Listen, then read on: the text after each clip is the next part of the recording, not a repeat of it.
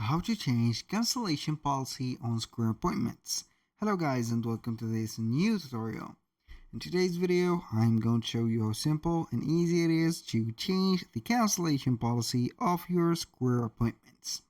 So this specific tutorial is going to be for the cancellations and also refund propositions or maybe requests that you are going to find from your clients that has canceled their appointments or bookings and they are going to be demanding maybe reimbursement. So we are going to head over squareup.com, sign in for the account, and you're going to find this specific dashboard.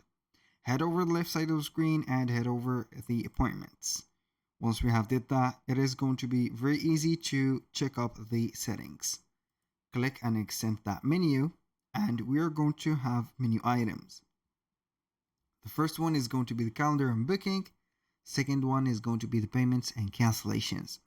Click on payment and cancellations, and you're going to find everything that we need for this video. Now, for the payments, we're not going to be talking about them, but basically we have only one thing that we can talk about it, which is going to be the requirement to book. So you can go ahead and put some requirements, and you're going to activate either hold a card in case of no show or require the full prepayment. You're going to activate that, and it is going to be something that it is going to be needed. So I'm going to here set up this. You can go ahead and set up the Square checking or use an external bank account. After that, you're going to be good to go. So this will remind me of something.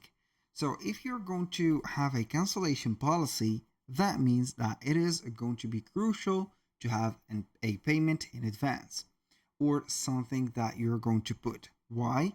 Because of this one, as you can read, no show. So you need to upgrade your plan to get this feature, but it is, believe me, going to be something that is totally worth it. Why? Because it is going to preserve your rights of having a hold into your information of a credit or maybe some money or amount of money, and then you're going to have it in case of the clients haven't shown on the meeting or they are going to be playing around. Now, for the cancellation policy, you can see that we can edit the cutoff time, the policy, and etc. We can go ahead and click on edit, and then we're going to have the cutoff time for cancellation. So we're going to have 2 days about the cancellation. This is going to be something you're going to be rescheduling or cutting off the time.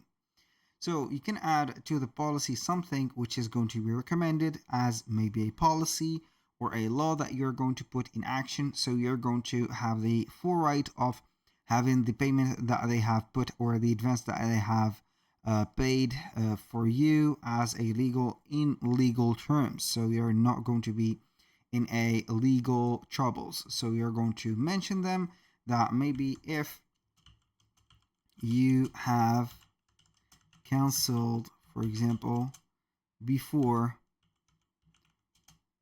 let's say here one day,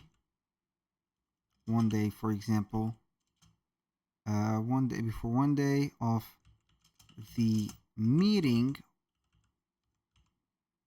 you, for example, you will not get, for example, here refunded. Get a refund.